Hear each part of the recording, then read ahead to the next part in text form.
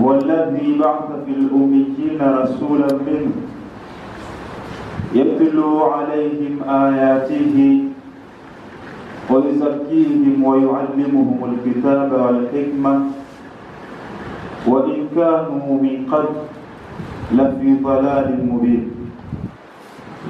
والصلاة والسلام على رسولنا محمد القائل في الحديث الشريف بعد الكلام عن الفتن الآخر الزمان: يصبح الرجل فيها مؤمن ويمسي كافرا حتى يصير الناس إلى فستطات إيمان لإنفاق فيه وفستطات لا إيمان فيه، فإذا كان ذلكم فانتظروا دجال من يومه أو من غاده.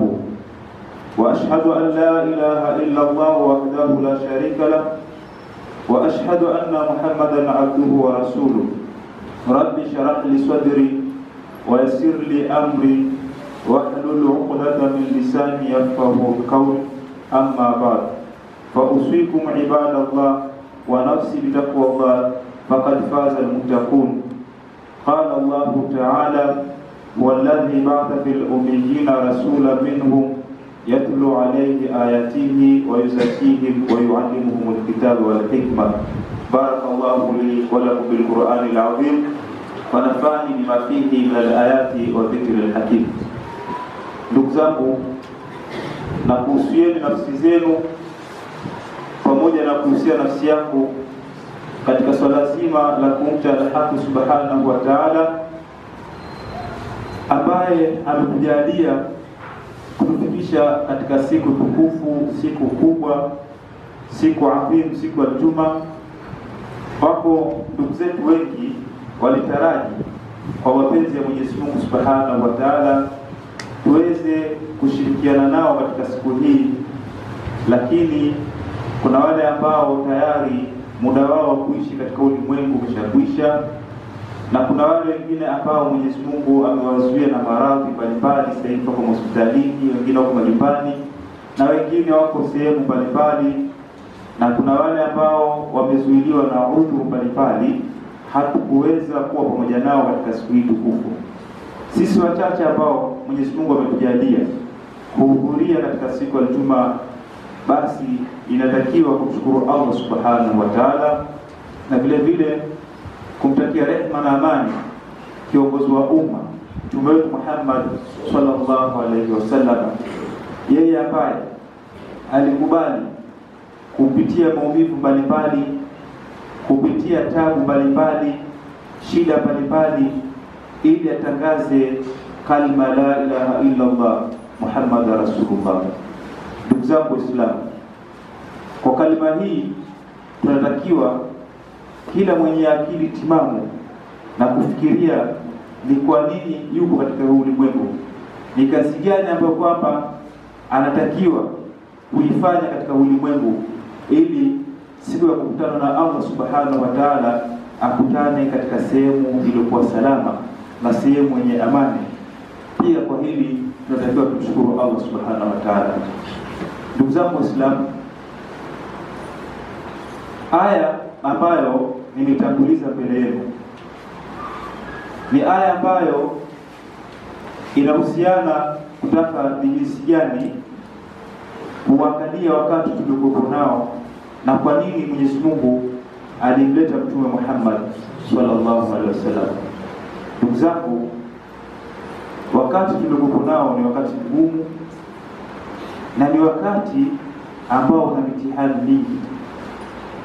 Ni wakati ambao tunatakiwa tuwe makini katika nyakati hizi, kwa sababu mambo yaliyokuwepo katika nyakati hizi, la ukweli linaonekana la uongo, na la uongo ndilo linaloonekana la nini? Ni la kweli.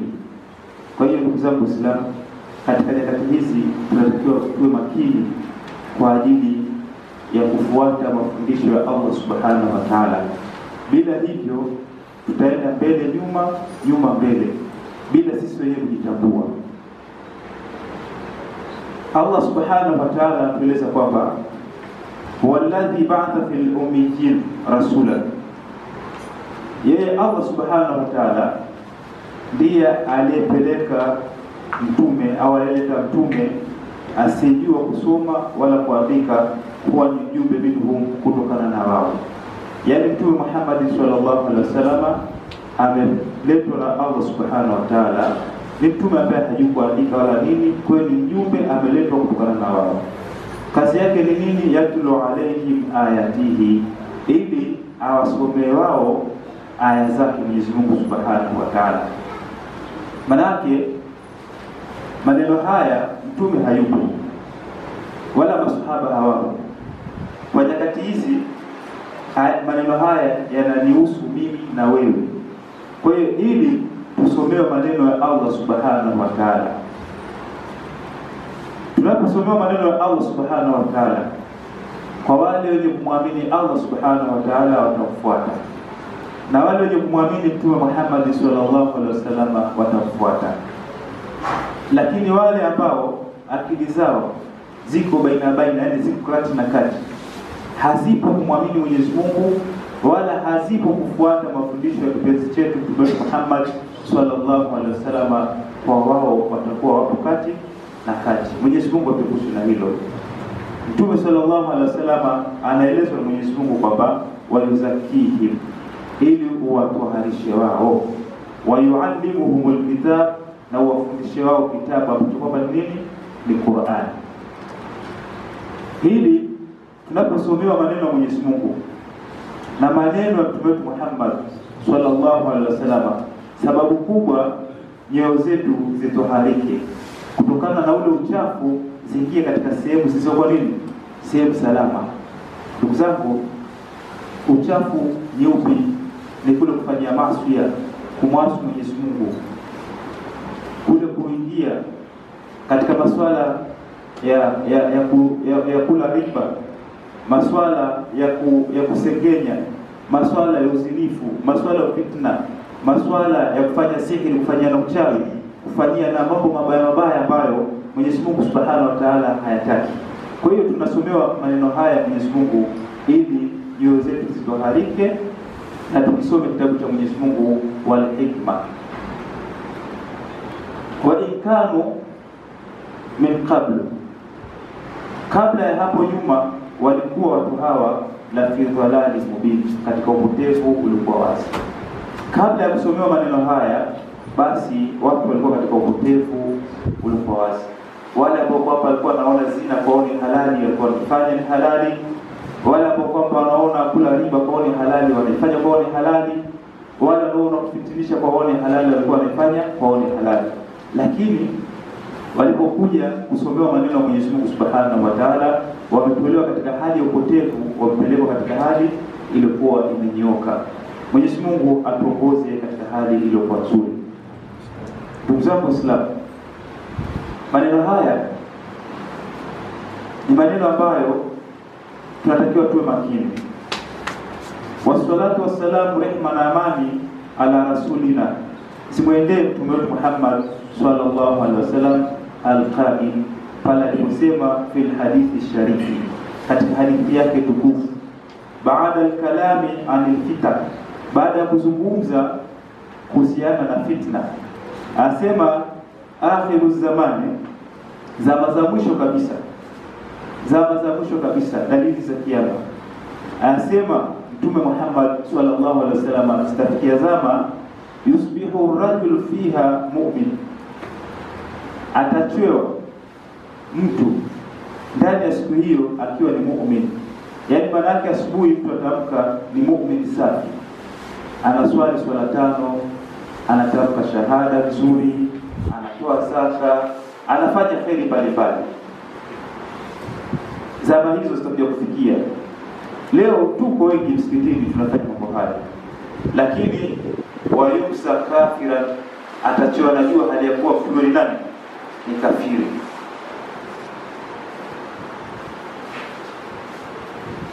Muislamu anamka asubuhi, ni Muislamu safi kabisa, anafuata sheria zote za Kiislamu, lakini inafika wakati wa jioni mtu huyo anakuwa ni nani?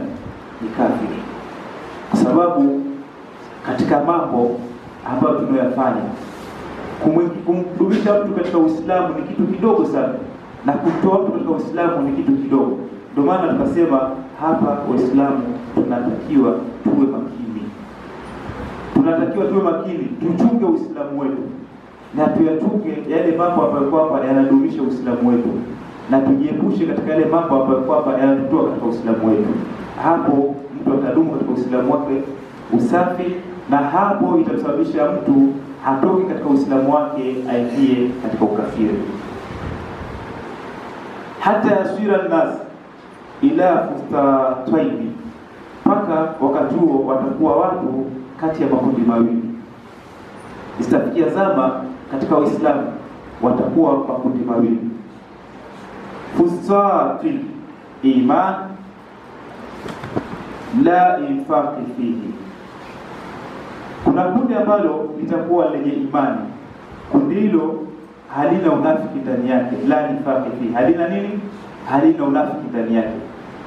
Kwa maana hiyo likisimamia jambo la Mwenyezi Mungu linasimamia kiukweli ukweli, na likisimamia jambo kwa ajili ya Mtume Muhammad sallallahu alaihi wasallam linasimamia kiukweli.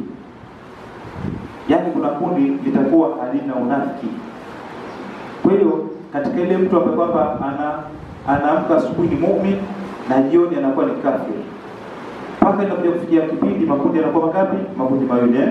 Kundi jingine lina imani la infaqi fi, wala kundi hilo halina nini? Halina unafiki ndani yake.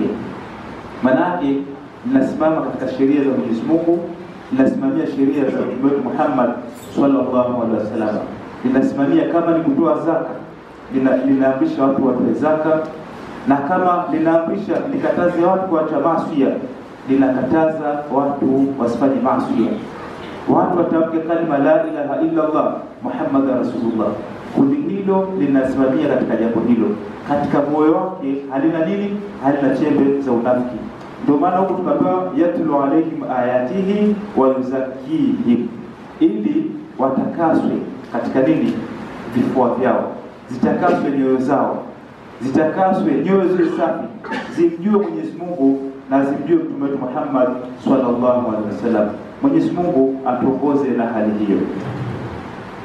Waftitati la imana fi, na kutakuwa kuna kundi lingine halina imani ndani yake, halina imani, halimwamini Mwenyezi Mungu wala halimwamini Mtume Muhammad sallallahu alaihi wasallam. Ndugu zangu, tukitaka kufanya utafiti huo katika msikiti hii, tunaingia wengine, lakini ukimuuliza mtu una swali kwa ajili ya nini, hajui. Kwa nini unafuata Mwenyezi Mungu? Hajui. Kwa nini unafuata Mtume Muhammad sallallahu alaihi wasallam? Hajui. Yaani mtu mwingine ni Muislamu, lakini Uislamu wake haujui. Likifika baya lawama, likifika zuri lawama. Kwa hiyo hajui yeye yuko baina. Kwa hiyo ndugu zangu, Mwenyezi Mungu atuongoze katika mwongozo uliokuwa mzuri. Mwenyezi Mungu atujalie. Nadhani mada hii ni tata kidogo na inazungumzwa kimafumbo ndani, lakini kwa wale ambao wako makini katika mada hii na wamesoma maneno ya Mtume Muhammad sallallahu alaihi wasallam na wamesoma maneno ya Allah, wananielewa ni nini ambacho kwamba ninachokizungumza. Lakini katika wale ambao kwamba wako tu hivi wanaona hatunaelewa ninachokizungumza, lakini ndugu zangu Uislamu, hii ndio hali ambayo kwamba tuko nayo leo. Mwenyezi Mungu atuongoze katika hali iliyokuwa nzuri. Mtume Muhammad sallallahu alaihi wasallam atuambia, fa idha kana dhalikum, hili jambo likiwa hivyo, fantadhiru dajjali min yawmihi. Na Abu Huraira radhiyallahu anhu qala, anasema kwamba saati ala nasi sanawati khada'at, zitajia watu zama katika miaka ambayo ndani yake kuna udanganyifu. Miaka watu itakuja miaka hiyo, yani uongo utakuwa ni mwingi, yusaddiqu fiha al-kadhab, yani miaka hiyo wale wanaosema uongo ndio hapo kwamba wale ambao kwamba wanasema ukweli wataonekana ni waongo. wale wanaosema ukweli wataonekana ni waongo. Sasa hivi tunaamrisha swala tano, watu waswali, watu waache uzinifu, watu waache kusengenyana, watu waache yale na yale ambayo Mwenyezi Mungu hayataki. Wewe unasema ukweli kwa ajili hili unaonekana ni mwongo. Mtu anasema huyu shekhe alikufa lini akaenda kayaona, lakini ni mambo ya ukweli. Jamani, acheni kuzini kwa Mwenyezi Mungu kuna moto. Acheni kusengenyana kwa Mwenyezi Mungu kuna adhabu hii. Acheni hili na hili, swalini swala tano, mkiswali kuna pepo na hili na hili. Wewe unasema ukweli kwa ajili ya Mwenyezi Mungu, alikadha unaonekana ndio mwongo. Mambo shekhe wewe anasema hayakaona wapi? Au shekhe lini alikutana lini na Mwenyezi Mungu? Alikutana lini na Mtume Muhammad sallallahu alaihi wasallam? Inna lillahi wa inna ilaihi rajiun. Ndio pale tukasema kwamba Muislamu atamka siku hiyo atakuwa ni muumini safi, lakini jua litazama wakati huo atakuwa ni kafir. Katika hali kama hii, kukanusha maneno ya Mwenyezi Mungu Subhanahu wa Ta'ala na kukanusha maneno ya Mtume Muhammad sallallahu alaihi wasallam ndilo tukalopelekea Muislamu amke Muislamu safi, alafu afike jioni hali ya kuwa yeye kama ndani ya ukafiri. Mwenyezi Mungu atuepushe na hali kama hiyo. Ndugu zangu, hii ni hali ngumu. Katika wakati tuliokuwa nao ni wakati mgumu. Ni wakati ambao kwamba kila mwenye kutaka fadhila za Mwenyezi Mungu na mwenye kutaka radhi za Mwenyezi Mungu Subhanahu wa Ta'ala, mwenye kuitaka pepo ya Allah Subhanahu wa Ta'ala, hawe makini na nyakati hizi. Tuwe makini na nyakati hizi. Mtume Muhammad sallallahu alaihi wasallam anaendelea kutuambia kwamba wayukadhibu fiha swali. Na wakati huo yule ambaye kwamba atakayekuwa ni mwenye kusema uongo, basi nyakati hizo atakuwa kwa yeye ataonekana ndio ukweli. Sasa hivi tunaangalia, Mwenyezi Mungu atusamehe, mambo yetu haya ni pira. Watu wanahamasishana, wajazi wa uwanja, watu wanahamasishana ili wapate ushindi, jambo ambalo kwamba halina manufaa yote kwa Allah Subhanahu wa Ta'ala. Watu wanaliamini, watu wanatoka mikoa mbalimbali, nchi mbalimbali kwa hamasa ya kiongozi wa timu fulani. Inna lillahi wa inna ilaihi rajiun. Kwa hiyo huyu kaaminiwa. Shekhe asimame sasa hivi asema, jamani, leo sisi tunataka nini? Waislamu tuwe hivi, tufuate Mtume Muhammad sallallahu alaihi wasallam. Watu wataanza kujadili shekhe huyu vipi bana, hapo shekhe fulani bana hana kasoro hizi, shekhe fulani yuko hivi, mtu fulani yuko hivi. Lakini katika jambo ambalo halina manufaa na Mwenyezi Mungu wala halina manufaa na Mtume Muhammad sallallahu alaihi wasallam, watu wanalikubali, watu wanalikimbilia. Tayari Waislamu sasa hivi wanafanya mambo yao, wako tayari watoe gharama yote kwa ajili ya kwenda kusadikisha jambo ambalo si la kweli. Wala jambo hili akifa huwezi kukutana na Mtume Muhammad sallallahu alaihi wasallam, wala huwezi kuingia pepo ya Allah Subhanahu wa Ta'ala. Lakini Waislamu jambo hili wanaliamini, na jambo hili kwa wao watu sasa hivi hawalali mitaani, fulani atafanya hivi, sijui fulani atapita, sijui fulani atachukua kombe, sijui fulani atafanya hivi fulani. Lakini watu hawafikirii mbeleni kuna idi la Allah linakuja. Hili ni jambo ambalo watu watakiwa, mwaka jana mimi sijatoa mnyama, sijachinja, mwaka huu nitafanya nini kwa ajili ya Allah Subhanahu wa Ta'ala? Ndio kweli leo nitafanya nini kwa ajili ya Mwenyezi Mungu Subhanahu wa Ta'ala? Nimeandaa nini kwa ajili ya kujiridhisha kwa Mwenyezi Mungu Subhanahu wa Ta'ala, na ili nikawe karibu na Mtume Muhammad sallallahu alaihi wasallam. Watu hatuna maandalizi haya. Watu sasa hivi tunaangalia maandalizi kwa timu fulani kachukue kombe. Muislamu huyo mwaka jana hajachinja mnyama, wala mwaka jana hajafanya maandalizi yote kwa ajili ya Mwenyezi Mungu Subhanahu wa Ta'ala, lakini kwa sababu kuna kipenzi chake cha kidunia, sio cha kipenzi kwa ajili ya Mwenyezi Mungu, wala sio kipenzi kwa ajili ya Mtume Muhammad sallallahu alaihi wasallam, amefanya gharama kama hiyo. Kwa hiyo maana tukasema itakuja miaka lile jambo la uongo litakuwa ni lenye kubalika, lakini jambo la kweli watu watakuwa hawalikubali.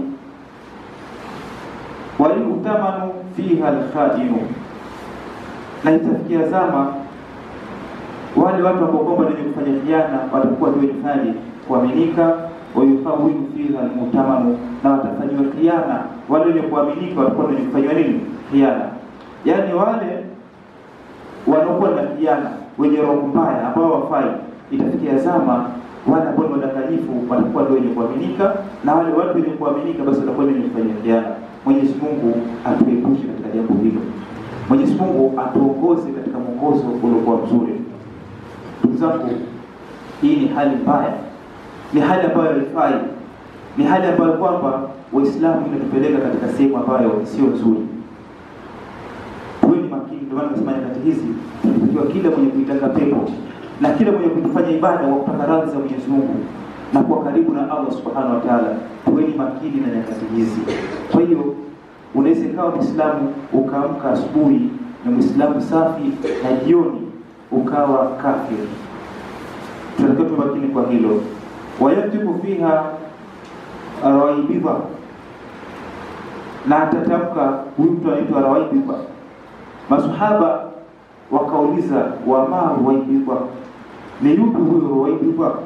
Qala, masahaba wakasema kwamba arajulu fata, yani ni mtu mjinga, ni mtu ambaye hana elimu ya Mwenyezi Mungu wala hana elimu ya Mtume Muhammad sallallahu alaihi wasallam. Itafikia zama hizo yatakallamu fi amri amma, atakuwa anaongea jambo la umma, anaongelea jambo la Uislamu, anatoa fatwa katika Uislamu kwamba anaona kwake maisha hayo ni sawa sawa tu, maisha hayo kwake hayana kasoro yote.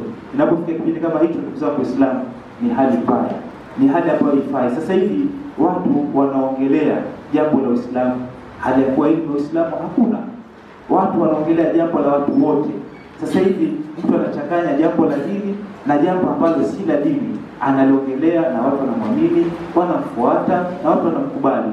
Lakini yule ambaye kwamba ndio amesomea kwenye dini aongee jambo la Mwenyezi Mungu na Mtume Muhammad sallallahu alaihi wasallam, jambo mtu huyo anaonekana kapitwa na nini? Kapitwa na wakati, hana faida yoyote. Ndugu zangu Waislamu, baada yetu hii ni ndefu, lakini inshallah kwa muda ambao tuko nao tunaomba Mwenyezi Mungu atujalie tuweze kufanyia kazi kwa haya machache ambayo tumeyafikisha mbele yenu. Mwenyezi Mungu ajalie yenye manufaa na tuyafanyie kazi. Mwenyezi Mungu atunusuru, atuingize katika pepo yake, atutoe katika upotevu, atupeleke katika njia iliyokuwa imenyoka, ili fahamu zetu zisikapotea bure na yale ambayo kwamba tunatafuta kwa ajili ya Mwenyezi Mungu yasije kapotea bure. أيها الإخوة المسلمون، توجهوا إلى الله جميعا بقلوبكم، قولوا جميعا الحمد لله الواحد الأحد الفرد الصمد الذي لم يلد ولم يولد ولم يكن له كفوا أحد، وأشهد أن لا إله إلا الله وحده لا شريك له، وأشهد أن محمدا عبده ورسوله. اللهم صل وسلم على سيدنا محمد وعلى آل سيدنا محمد من يومنا هذا إلى يوم الدين. أما بعد، فأوصيكم عباد الله ونفسي بتقوى الله، فقد فاز المتقون. قال الله تعالى: وما آتاكم رسول فخذوه وما نهاكم عنه فانتهوا. وقال تعالى: إن الله وملائكته يصلون على النبي يا أيها الذين آمنوا صلوا عليه وسلموا تسليما. اللهم صل وسلم اللهم للخلفاء الراشدين، خصيصا منهم في العصر العريق سيدنا أبي بكر الصديق وعمر الفاروق وعثمان بن نورين وعلي المرتضى وكافة أصحاب رسول الله صلى الله عليه وسلم. اللهم اغفر للمؤمنين والمؤمنات والمسلمين والمسلمات الأحياء منهم الأموات، إنك قريب المجيب الدعوات يا قاضي الحاجة برحمتك وفضلك يا أرحم الراحمين.